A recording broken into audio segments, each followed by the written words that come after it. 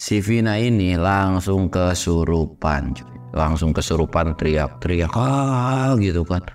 Dan semua di situ lagi-lagi panik. Tapi ada beberapa hal yang aneh, dimana semua tenda yang lagi pada istirahat teman-temannya dari si Vina ini itu nggak ada yang bangun. Walaupun dengan kondisi Vina ini teriak-teriak, wah.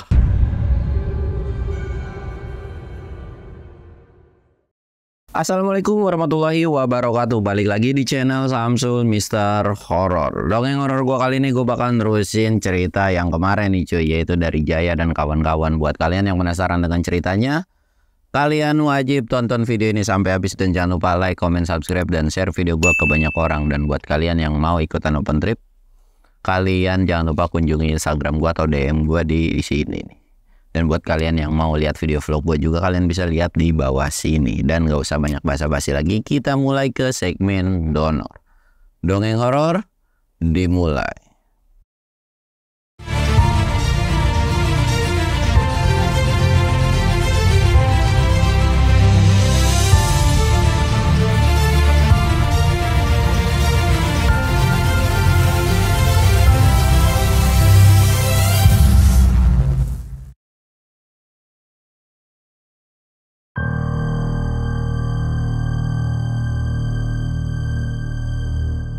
Oke cuy, sebelum masuk ke ceritanya, kita ritual kayak biasa.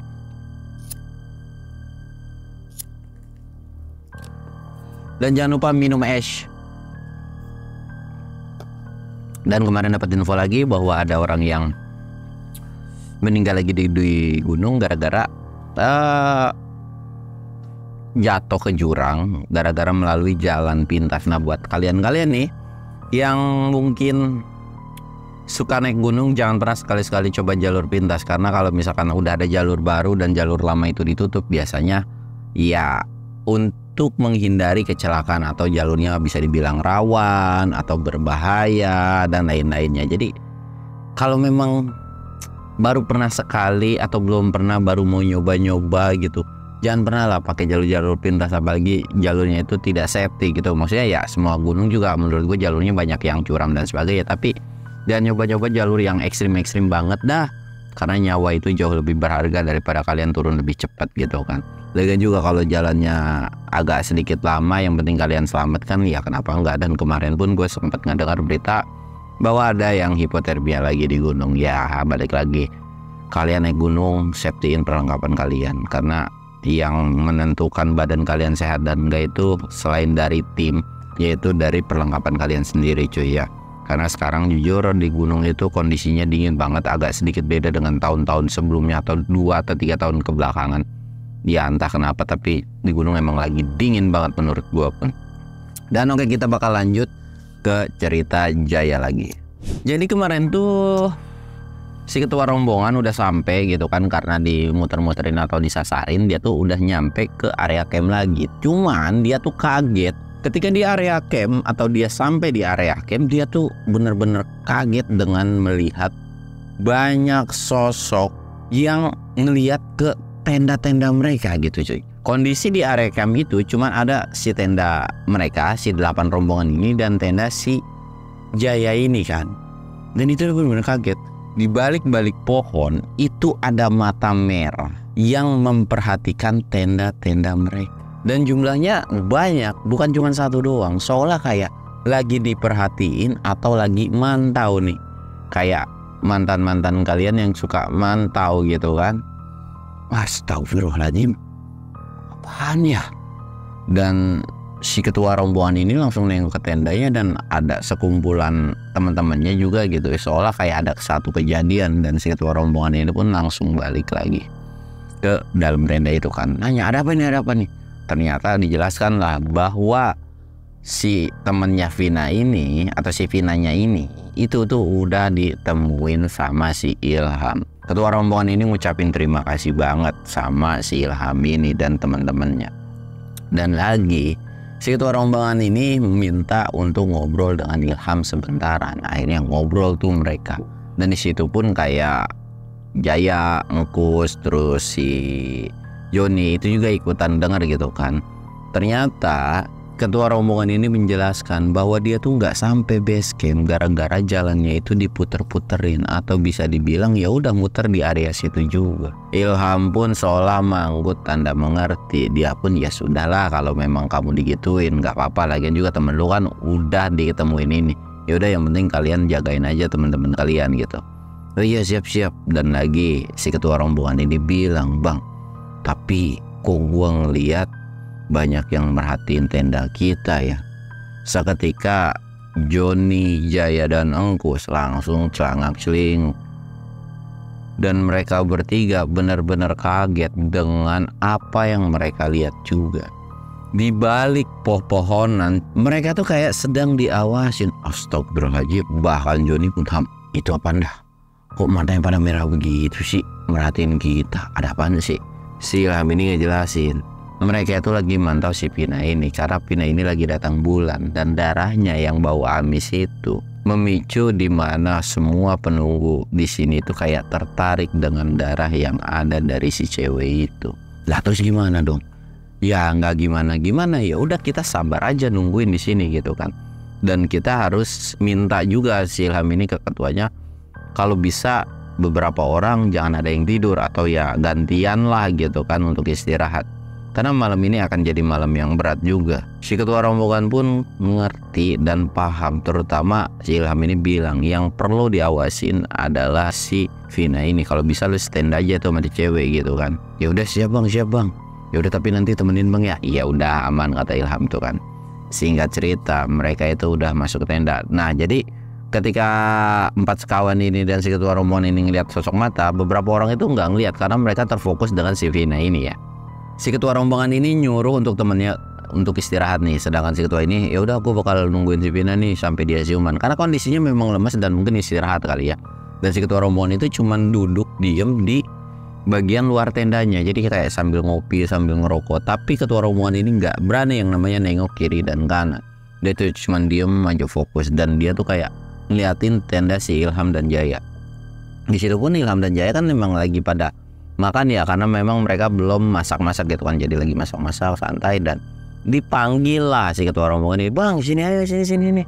Akhirnya si ketua rombongan ini nyamperin tuh kan, udah di sini aja, itu tenda udah disletingin kan, udah aman bang, abang udah disletingin. Akhirnya mereka ngobrol-ngobrol tuh panjang lebar, dan ditanyalah sama si Jaya ini, bang kan udah tahu nih kalau peraturan di gunung ini tuh nggak boleh bawa cewek head, lu ngapa maksa dah? Ternyata si Pina itu sebetulnya di awal-awal itu tidak lagi datang bulan. Entah kenapa di pertengahan jalan itu tiba-tiba memang langsung head aja gitu cuy. Dan darahnya itu tidak normal, yang dimana darahnya itu benar-benar banyak. Di situ pun Jaya tuh, wah jangan-jangan darah yang di pos 2 itu adalah darah temen lu kali ya? Maksudnya? Ya jadi dijelasin tuh tentang si Jaya yang megang si darah tersebut gitu kan. Ya bisa jadi sih bang. Dan gue pun agak sempat aneh karena memang banyak banget, bener-bener beda banget daripada menstruasi orang lainnya. Itu pun sudah pakai pembalut kok, tapi masih tetap tembus katanya tuh. Wah untung lu bawa temen cewek lagi, coba kalau kagak, wah ribet lagi aja urusannya gitu kan. Tapi gue ngucapin terima kasih banyak bang. Kok lu bisa-bisanya tahu? Ya gue mau bukan tahu, karena berhubung temen gue aja satu ada yang ngeliat, dan memang pada saat ngeliat itu kita nggak ada yang ngeliat, cuman dia doang. Ya kita berpikirnya sih kalau temen gue ini halu atau udah kecapean. Ternyata bener juga gitu kan. Dan alhamdulillah cuman di nggak jauh dari area situ udah ketemu. Terus nanya lagi kan karena penasaran gimana kondisi dan sebagainya. Dikasih tahu sama Joni, ya elah bang, temen lu sih cantik, cuman diculiknya itu sama sosok yang jelek banget. Buset deh, jeleknya tuh ngelebihi daripada temen gua dah, dia bilang itu kan. Si Jaya ini langsung ngerinyetin dahi dan nengok, lu kalau mau ngeledek jangan begitu juga kali. Lah bener kan, dia sosoknya lebih jelek dari lu. Iya sih, tapi masa iya gua disamain nama demit gitu kan. Ya udah sih kan bercanda. Iya dia bilang. Lagian lu mah dada aja. Udah gua kagak mau cerita itu lagi. Gua kalau ngeliat mukanya kayak kebayang-bayang terus. Ya lah lu lebay banget sih, kata si Jon itu kan. Emang lu pada ngeliat apaan sih, kata Anggus tuh. Ikut nimbrung nih si Anggus ini. Udah nggak usah dibahas, udah nggak usah bahas. Akhirnya mereka nggak ngebahas tuh. Dan nggak lama dari ketika mereka ngobrol-ngobrol ngebahas si sosok genderuwo itu, si Engkus itu ngelihat sosok genderuwo yang belum pernah dilihat nih. Kan yang ngelihat itu cuma si Ilham, Jaya sama si Joni, sedangkan si Engkus kan belum ngelihat nih. Dia tuh ngelihat bahwa di belakang tenda dari si Vina ini, astagfirullahaladzim, itu apaan Ham, wih itu apaan? Semua orang nengok. Dan ketika nengok, Ilham pun kaget lah, bisa-bisanya itu sosok udah sampai sini aja. Dan tanpa ada punya firasat-firasat gimana gitu kan. Si Ilham pun buru-buru bangun, dia tuh langsung lari. Dan kayak apa ya, bisa dibilang kayak mau nendang gitu cuy, kayak diterabas. Dan sosok itu pun kayak langsung pergi gitu aja, karena entah ketakutan sama si Ilham atau gimana gitu kan. Pergi aja. Dan gak lama si Vina ini langsung kesurupan cuy. Langsung kesurupan, teriak-teriak gitu kan. Dan semua di situ lagi-lagi panik. Tapi ada beberapa hal yang aneh, dimana semua tenda yang lagi pada istirahat teman-temannya dari si Vina ini, itu nggak ada yang bangun. Walaupun dengan kondisi Vina ini teriak-teriak, wah kok bisa-bisanya nih nggak ada yang bangun gitu kan. Akhirnya mereka semua ke dalam tenda, terus diobatin sama Ilham. Alhamdulillah udah tenang. Dan di situ pun sempat ngerasa heran, ketika si Vina ini udah disembuhin dari kesurupannya, teman-temannya yang lain ngerasa ketakutan bahwa mereka semua dimimpiin sama si sosok genderuwo ini, dan mimpinya itu sama semua. Jadi mereka tuh tiba-tiba si Vina ini udah disadar dari kesurupannya, dan teman-temannya itu bangun gara-gara mimpi yang aneh-aneh itu cuy, atau mimpi buruk lah. Di situ tuh kayak bangun, semua tuh kayak heran kan, ini suara apaan? Lah ini pada kenapa sih tenda-tenda gitu kan? Dan di situ pun kayak, aduh, kedengeran sama si ketua rombongan, sama si Ilham Jaya. Kalau mereka tuh kok mimpinya gini, aku mimpinya gini. Di situ pun Ilham tidak terlalu menanggapi dan bilang ke ketua rombongan, udah biarin aja. Yang penting selama mereka nggak kenapa-napa, udah nggak apa-apa. Akhirnya mereka tuh kayak lanjut lagi, ngobrol-ngobrol lagi. Ditanya lagi, bang ini gimana bang? Gue berasa malam ini panjang banget ya. Akhirnya si Ilham ini bilang, bang ini pendakian udah nggak bener nih. Besok pagi kalau bisa, ya udah agak siangan lah, sekitar jam 7 atau jam 8 kita semua turun aja. Dan termasuk dari tim gue juga bakalan turun. Di situ pun Ilham karena nggak ngerasa nggak enak sama si Joni kan. Dia tuh, John gimana John, kalau kita besok turun aja? Siap, dia bilang, gue mau ngikut aja sama lu, apa yang terbaik ya udah gue mau ngikut aja. Intinya naik gunung itu kan keselamatan jauh lebih penting daripada puncak kan, kata si Joni itu. Iya sih, tapi nggak apa-apa kan? Iya nggak apa-apa. Beneran nih, kata si Jaya juga. Bener lu, kalau memang lu mau ke puncak gua antar nih, kita berdua aja. Ah enggak dah, kata si Joni, gua diantar sama lu ke puncak yang ada makin parah. Sama Ilham enak, dia bisa ngerti. Lah sama lu udah mah penakut, kagak ngerti. Yang tahu cuman doa makan doang. Jangan salah John, biar kata cuma doa makan gini-gini, gua pernah nampol setan ya bis. Itu mulu yang diceritain, kagak ada yang lain apa? Coba tuh tampol yang ngono. Jangan dah, yang ngono mah terlalu berbulu, dia bilang, kata si Jaya itu kan. Gua nggak suka yang banyak bulunya. Udah, ngapa jadi bahas bulu sih, katanya kan. Akhirnya mereka agak sedikit ketawa tuh, si Jaya tuh mencairkan suasana kan. Akhirnya si Ilham ini nyuruh untuk teman-temannya, udah lu istirahat biar gua sama si ketua rombongan ini jagain gitu kan. Tapi si Jaya ini kayak, udah lu aja duluan deh. Karena kondisinya pada saat itu masih sekitaran jam 9 atau jam 10-an, belum terlalu malam banget kan. Udah lu aja yang istirahat duluan, nanti jam 12 gue bangunin, dia bilang. Bener ya? Iya, udah gini aja deh, ketua rombongan sama si Ilham lu istirahat deh, biar kita bertiga jaga nih. Aku sama Joni kan kayak kesel, loh ngapa tiba-tiba ngajak gua lu? Ya udah sih, kita bagian sore aja. Dan seolah si Jaya ini kayak ngedip-ngedip gini kan. Di pikiran Jaya itu dia nggak mau jagain yang bagian sesi malamnya banget. Jadi kayak udahlah gitu kan, biar kita agak sorean dikit gitu, biar nggak terlalu serem. Ya akhirnya mereka mau nggak mau kayak setuju kan, walaupun nggak tahu isyarat dari si Jaya ini. Akhirnya si Ilham ini masuk tenda, si ketua rombongan ini pun masuk tenda mereka gitu, dan mereka bertiga jagalah mereka di depan tenda sebetulnya kan. Jaga lagi nyantai-nyantai, mereka ngobrol panjang lebar. Dan di situ pun si Ingkus ini mau pipis, gue pipis yuk, anterin yuk, dia bilang. Nggak mau, udah gede juga, pipis dianterin aja, lagian juga nggak ada apa-apa, ini udah pipis tuh deket-deket situ. Dan gak lama diteriakin tuh sama si Ilham, pipis agak jauhan dikit, jangan dekat tenda orang atau dekat tenda kita, nanti bawa pesing, dia bilang. Iya Ham, kata si Gus. Jon, bentar yuk Jon. Lalu pipis diantar segala. Bener lu ya, awas lu kalau mau pipis atau mau BAB lu minta antar sama gue. Yaudah iya gue antar. Akhirnya diantar sama tuh si Joni. Sedangkan si Jaya mah di depan tenda aja sambil ngopi sambil nyembat. Kedua orang ini pipis agak sedikit menjauh nih. Jadi agak jalan naik ke atas. Dia pipis lagi asik-asik pipis. Udah belum? Kata si Joni, itu lama banget sih pipisnya. Iyalah baru juga keluar. Lu udah tiba-tiba minta buru-buru aja. Iya makanya buruan selesain. Pada saat itu ya pipisnya lumayan cukup banyak gitu kan. Dan singkat cerita udah selesai nih pipisnya. Udah yuk jalan. Pas mau jalan nih, mau jalan balik lagi ke tenda, Joni sama Angkusin kayak, itu apa anda? Kok di belakang si Jaya kayak ada sosok ya? Jadi belum kelihatan terlalu jelas. Dan sedangkan mereka kan bawa headlamp kan. Mereka tuh nggak berani nyenterin atau nyorotin ke si Jaya ini. Jadi kayak, aduh apaan ya? Jadi ditutupin nih. Gue juga kagak tahu mana kelihatan jelas banget lagi. Kita diem aja di sini kali ya. Ya udah diem lah. Mereka nih diem lah matung. Atau di nggak jauh dari tempat pipis gitu kan. Sedangkan si Jaya ngerasa, kok nih bocah kagak balik-balik. Ditengok nih ke arah yang dimana mereka pipis. Kelihatan bahwa mereka itu lagi duduk diem aja. Woi, lu ngapain sih? Kok diem-dieman aja di situ? Sini apa? Temenin gua. Lu pada ngomongin gua atau gibahin gua ya? Kata si Jaya tuh. Mereka berdua nggak nyaut sama sekali. Bahkan si Engkus ini itu ngasih lampu emergency, lampu merah. Jaya kan bingung, apaan sih tiba-tiba ngasih lampu merah gitu. Otaknya tuh nggak ada punya pikiran sesuatu hal yang aneh gitu. Diam aja. Dan ketika mereka lagi diam ini, Jaya ini kayak, kok gue ngerasa ada yang aneh ya. Tuh bocah nggak mau nyamperin, ada apa nih? Lihat kiri, lihat kanan, memang tidak ada apa-apa. Bahkan begini pun nggak ada terlalu kelihatan banget gitu. Apaan ya?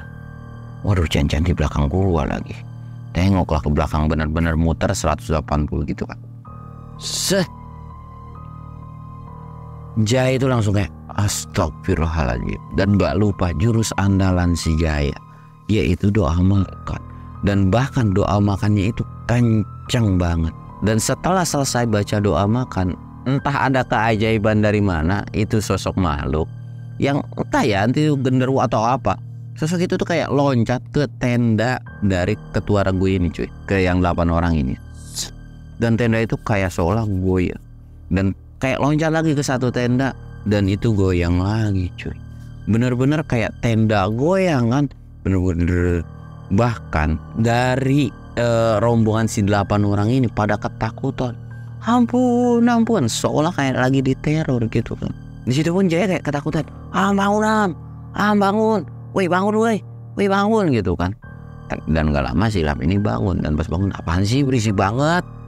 Itu tadi di belakang gua ada. Aduh apaan ya itu ya, gua gak tahu lagi. Pokoknya gua gak tahu, tadi loncat-loncat dah dari tenda satu ke tenda berikutnya, terus loncat lagi. Terus ini tiba-tiba pada berisik. Pas ketika Ilham ini bangun, tenda yang lain itu gak ada berisik sama sekali. Atau bisa dibilang kayak langsung senyap. Mana sih berisik? Orang gak ngedenger suara apa-apa juga. Dan si Ilham ini nanya, bocah berdua kemana? Lagi pipis. Si Ilham ini kayak sempet nengok kan. Dan si Jaya pun langsung nengok lagi. Jaya langsung teriak, nggak kayak kedua temennya. Di belakang lu no apaan? Kata si Jaya tuh teriak gitu kan. Joni sama Engkus nggak mau nengok dan udah tahu bahwa di belakangnya itu pasti ada sosok yang menyeramkan. Mereka semua atau mereka berdua ini langsung lari ngibrit. Dan ketika lari ngibrit ini, si Joni ini sempat kepleset dan ngeglinding. Dan bukannya ditolongin malah diketawain. Joni ini badannya kan agak sedikit gempal nih, jadi kayak ngeglinding justru itu diketawain sama si Jaya. Bahkan si Ilham ini sampai senyum atau kayak mau ketawa juga, tapi kayak bilang, weh lu jangan begitu sama teman, itu bantuin. Dan gak lama dibantuin dan ya agak sedikit baret-baret juga. Dan Singkus sama si Jon ini langsung nengok ke belakang, bahwa di belakangnya itu ada sosok pocong yang lagi ngeliatin mereka. Dan jaraknya itu nggak jauh dari tempat mereka berdiri. Astagfirullahaladzim, ada lontong di sini. Ya elah apaan sih itu, kata dia gitu kan. Dia masuk. Dan ketika mau masuk langsung dihalangin sama si Ilham. Mau ngapain lu masuk? Kan katanya bagian jaga kalian semua yang awal. Dan sampai jam 12 ini belum jam 12. Baru juga gua meremin mata. Tapi gue takut.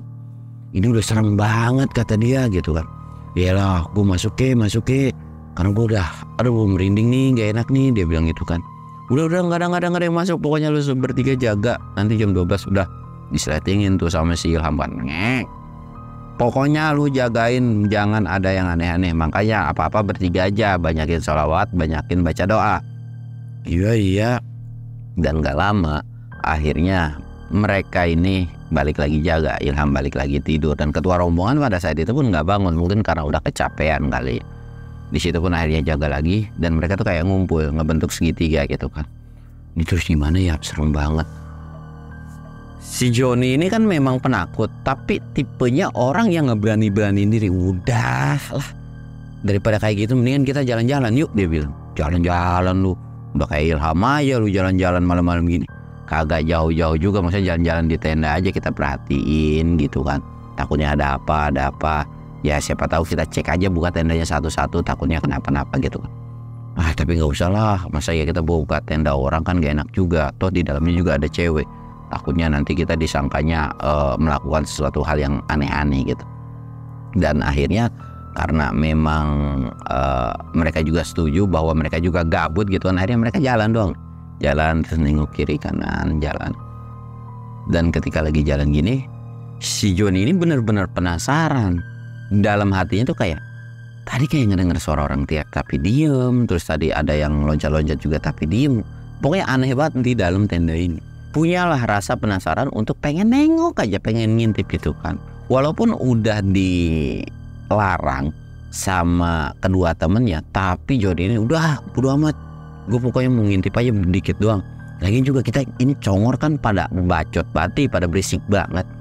Kok ini salah satu dari orang yang tidur ini kok nggak ada yang bisa bangun, atau nggak ada yang ngedenger kita berisik gitu kan. Itulah yang membuat mereka jadi kayak keanehan. Akhirnya Joni ini coba buat ngebuka salah satu. Baru seperempatnya nih cuy, dia tuh nengok kan, karena memang nggak mau buka gede-gede. Joni bener-bener kaget dengan apa yang dilihat. Dan sampai akhirnya cerita ini pun berakhir di part 2 dan bakal gue lanjut lagi di part 3. Gue Samsul undur diri. Assalamualaikum warahmatullahi wabarakatuh.